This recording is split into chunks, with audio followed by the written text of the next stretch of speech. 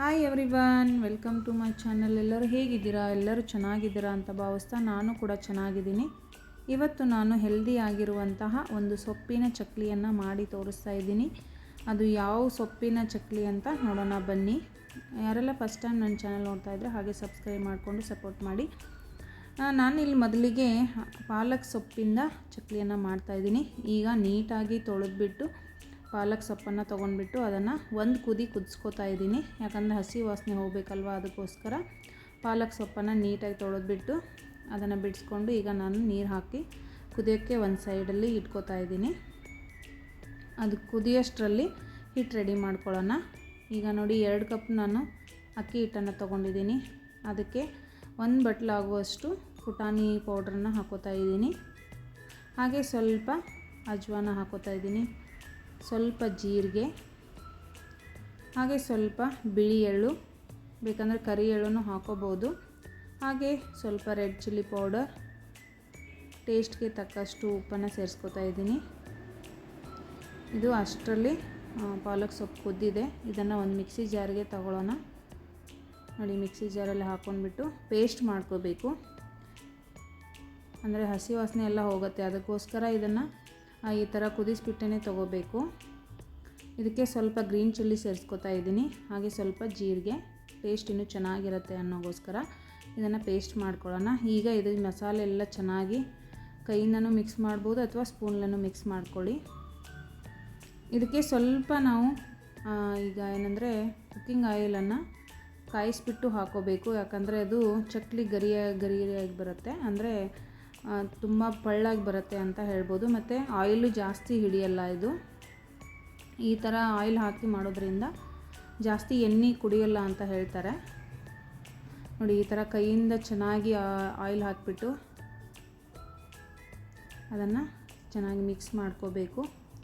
ಉಂಡೆ ಕಟ್ಟೋ ಥರ ಆಗಬೇಕು ಹಿಟ್ಟು. ಈ ಥರ ಈಗ ಸರಿಯಾಗಿದೆ. ಇದಕ್ಕೆ ನಾವು ಪೇಸ್ಟ್ ಮಾಡಿ ಇಟ್ಕೊಂಡಿರುವಂತಹ ಪಾಲಕ್ ಸೊಪ್ಪಿನ ಪೇಸ್ಟನ್ನು ಇದಕ್ಕೆ ಹಾಕ್ಕೊಂಡ್ಬಿಟ್ಟು ಹಿಟ್ಟನ್ನು ನಾದ್ಕೊಳ್ಳೋಣ. ಯಾವ ರೀತಿ ಅಂದರೆ ಈ ಚಪಾತಿ ಮಾಡ್ತೀವಲ್ವ ಅದೇ ರೀತಿ, ಗಟ್ಟಿನೂ ಅಲ್ಲ, ಹಿಟ್ಟು ಭಾಳ ಸಾಫ್ಟೂ ಅಲ್ಲ, ಆ ಥರ ಮೆತ್ತಗೆನೂ ಆಗಬಾರ್ದು. ಮೀಡಿಯಮ್ ನಾವು ಯಾವ ರೀತಿ ಚಪಾತಿ ಹಿಟ್ಟನ್ನು ನಾದ್ಕೋತೀವಲ್ಲ ಅದೇ ರೀತಿ ನಾದ್ಕೋಬೇಕು. ನೋಡಿ, ಅದನ್ನು ಕೂಡ ಚೆನ್ನಾಗಿ ಮಿಕ್ಸ್ ಮಾಡ್ಕೋಬೇಕು ಹಿಟ್ಟಲ್ಲಿ. ಈ ಥರ ಕೈಯಿಂದನೇ ನಾದ್ಕೊಂಡ್ರೆ ಎಲ್ಲ ಮಸಾಲೆ ಹಿಟ್ಟಿನ ಜೊತೆ ಮಿಕ್ಸ್ ಆಗುತ್ತೆ. ಈಗ ಚೆನ್ನಾಗಿ ನಾದ್ಕೊಳ್ಳೋಣ. ನೀವು ಪಾಲಕ್ ಸೊಪ್ಪನ್ನು ಯೂಸ್ ಮಾಡಿಕೊಂಡು ಯಾವ್ಯಾವ ರೆಸಿಪಿಗಳನ್ನ ಮಾಡ್ತೀರಾ ಅಂತ ಕಮೆಂಟ್ ಬಾಕ್ಸಲ್ಲಿ ಹೇಳಿ, ನನಗೂ ಕೂಡ, ನಾನು ಟ್ರೈ ಮಾಡ್ತಾನೆ ಇರ್ತೀನಿ. ಬಟ್ ತುಂಬ ಹೆಲ್ದಿಯಾಗಿರುತ್ತೆ, ಮಕ್ಕಳಿಗೆಲ್ಲ ದೊಡ್ಡವ್ರಿಗೂ ಕೂಡ ತುಂಬ ಇಷ್ಟ ಆಗುತ್ತೆ ಇದು ಪಾಲಕ್ ಸೊಪ್ಪಿಂದು ಚಕ್ಲಿ. ಪಾಲಕ್ ಸೊಪ್ಪಿಂದ ತುಂಬ ವೆರೈಟಿ ಮಾಡ್ತಾರೆ. ಯಾಕಂದರೆ ಪಾಲಕ್ಕು ಡೈಲಿ ನಮ್ಮ ಅಡುಗೆಯಲ್ಲಿ ಯೂಸ್ ಮಾಡೋದ್ರಿಂದ ಐರನ್ ಕಂಟೆಂಟ್ ತುಂಬ ಸಿಗುತ್ತೆ ಅಂತ ಹೇಳ್ಬೋದು. ನೋಡಿ, ಎಷ್ಟು ಚೆನ್ನಾಗಿ ಕಾಣಿಸ್ತಾ ಇದೆ.